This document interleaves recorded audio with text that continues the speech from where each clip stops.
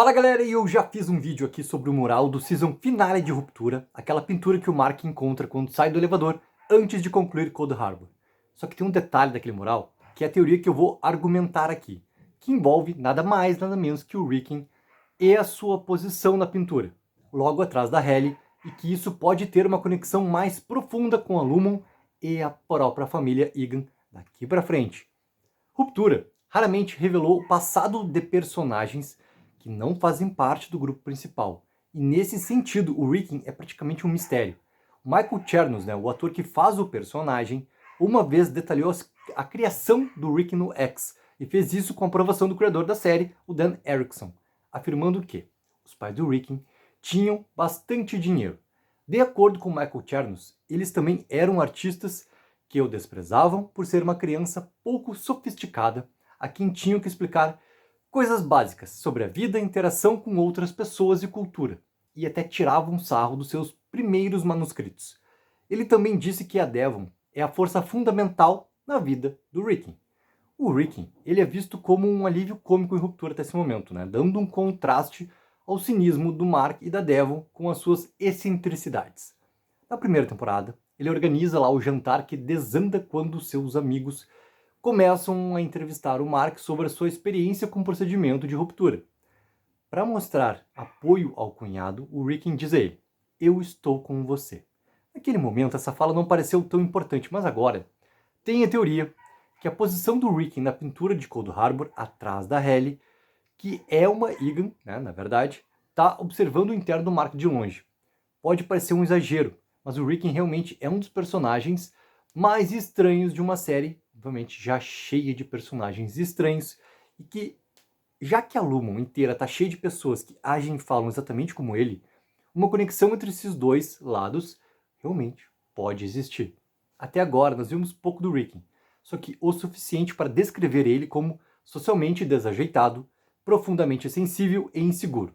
Tudo isso pode ser consequência de ser negligenciado por pais narcisistas, mas pode ter mais do que isso. O primeiro e mais óbvio é a maneira como ele age e fala. O Milchick pode ter sido repreendido pelo uso de palavras muito grandes, mas a verdade é que os funcionários da Lumon, em geral, costumam usar uma linguagem muito formal e linhas de pensamento confusas. É exatamente assim que o Rickon se expressa, quase como se ele falasse como os da Lumon. Outra pista potencial pode ser encontrada na primeira temporada, quando Mark passa a noite na casa da Devon do Rickon. Ele dorme no quarto do futuro bebê deles e nota 3 camas diferentes no espaço.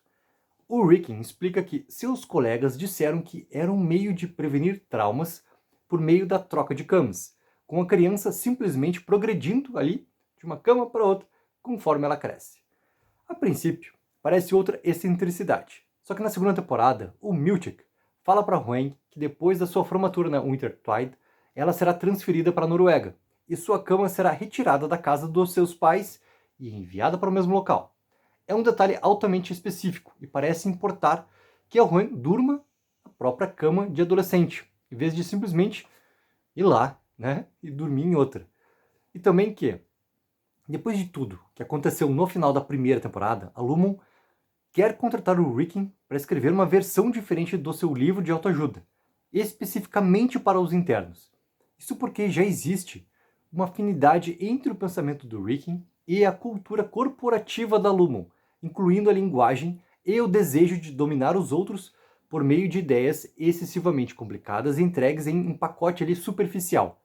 Já que o seu conhecimento é limitado, isso é tudo que os internos vão conseguir entender. O Mark Scout acha que o Rickon é uma fraude, mas o Mark S ficou fascinado pelo livro do Rickon.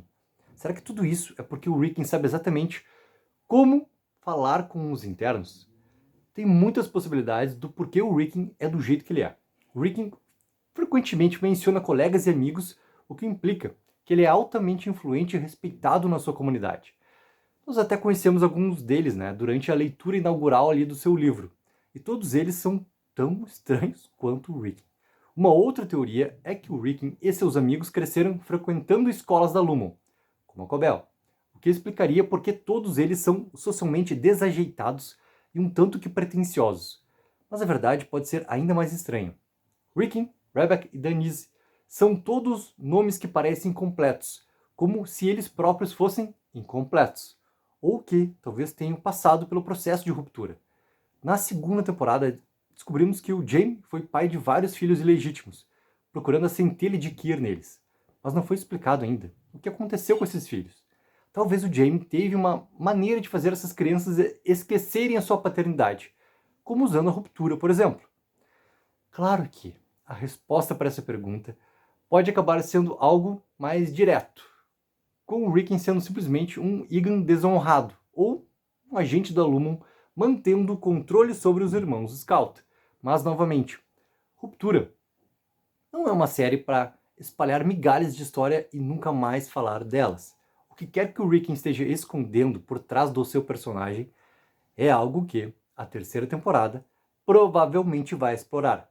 E aquela pintura de Cold Harbor com certeza tem ainda mais pistas sobre o que pode acontecer na terceira vindoura temporada de Ruptura. Galera, coloque abaixo nos comentários o que acharam sobre essa teoria toda envolvendo o Rickon. Não esqueça também de dar aquela mega ajuda, de curtir o vídeo e assinar o canal. Tech04, viva o sonho aqui!